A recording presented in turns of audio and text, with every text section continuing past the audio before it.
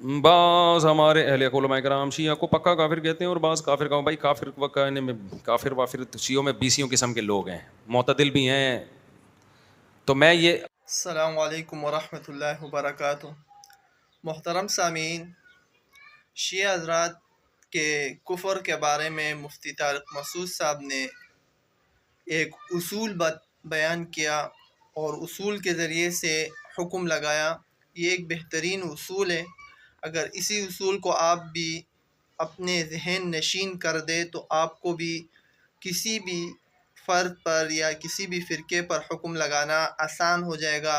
حالانکہ مفتیان کرام کا یہ کام ہے، میرا اور آپ کا یہ کام نہیں ہے کہ کسی پر حکم لگائے. لیکن اس غلطی سے بچنا ہمارے لیے محفوظ ہو جائے گا. وہ اصول کیا ہے کہ کسی بھی یعنی عفق عائشہ رضی اللہ عنہ یعنی عائشہ رضی اللہ عنہ پر تہمت لگانا یا اسی طرح کسی اور نص قطعی کی مخالفت کرنا، تو اس سے انسان کفر کی طرف چلا جاتا ہے اور کافر بن جاتا ہے. تو یہ اصول مفتی طارق مسعود صاحب نے بیان کیے. آپ اس کو سنیں بھی اور اس کو اپنے ذہن میں بٹا دیں. کہتا ہوں کہ کسی مسلک کو کافر کہنے کے بجائے آپ یوں بولو کہ جس کا یہ عقیدہ ہے وہ کیا ہے؟ کافر ہے. جو نبی کو حاضر ناظر جانتا ہے بلا کسی تعویل کے وہ کیا ہے؟ کافر ہے. جو نبی کو مشکل کشا مانتا ہے بلا کسی تعویل کے وہ کیا ہے؟ کافر ہے. تو جو حضرت عائشہ رضی اللہ تعالیٰ عنہ پہ زنا کی تہمت لگاتا ہے وہ کیا ہے؟ کافر ہے.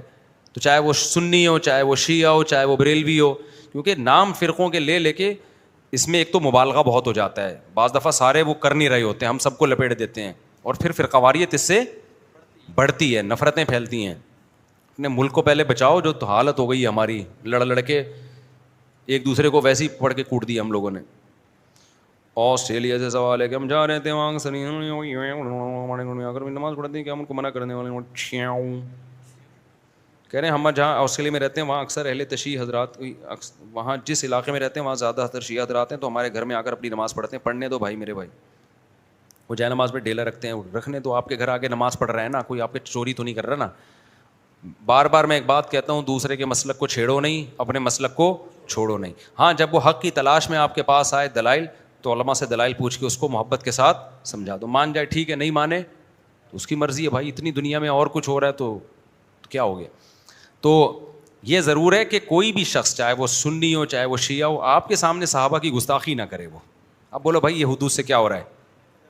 دیکھو کوئی عیسائی آپ کے گھر آتا ہے، وہ نبی کو نبی نہیں مانتا نا، تو آپ کو پہلے سے پتہ ہے نہیں مانتا، پھر بھی آپ کے گھر آتا ہے، کھانا کھا کے چلا جاتا ہے. لیکن وہ آ کے آپ کے پیغمبر کو برا بھلا کہنا شروع کر دے تو آپ کہو گے بھائی اب یہ کیا ہو رہی ہے؟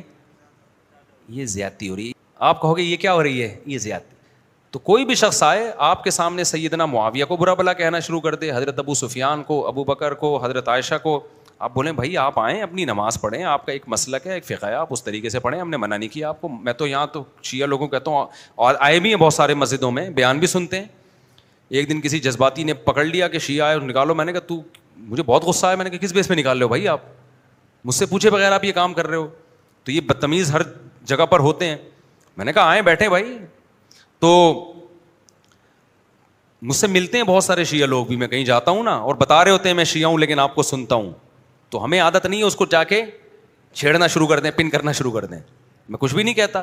ملک ہمارا ابھی لڑائی کا متحمل نہیں. جو سیکھنا چاہے، بات کرنا چاہے تو آپ محبت عزت کے ساتھ بات کر لیں. اس سے آگے آپ اپنی حدود